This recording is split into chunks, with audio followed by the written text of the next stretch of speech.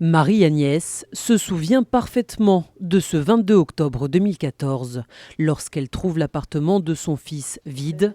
Sur la table, ce mot lui est destiné. Son mot, ça veut dire qu'il était parti aider les Syriens, les Syriennes, et puis qu'il nous aimait, qu'il ne fallait pas qu'on s'inquiète, et puis bisous, voilà. Il avait 19 ans.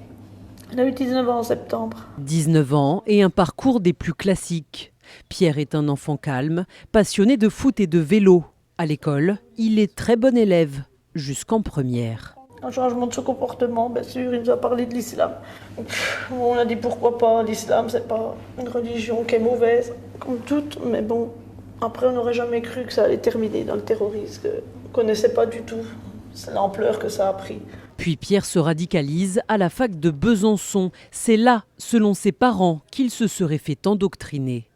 Une fois en Syrie, il envoie régulièrement des mails à sa famille.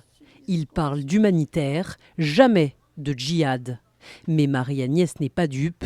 L'espoir de voir son fils rentrer s'effondre petit à petit, jusqu'à mercredi dernier. Quand j'ai vu l'actualité, ça faisait 7 minutes qu'il venait de la mettre. J'ai vu un Français, j'ai dit pour que ce soit pas le mien, comme à chaque fois il y en avait un, je disais pour que ce soit pas le mien. Et après j'ai vu Aboutala, j'ai dit oui c'est son nom. Puis après j'ai vu sa photo, voilà, j'ai vu que c'était mon bébé, mon petit. Aboutala, c'était le nom de combat de Pierre Choulet.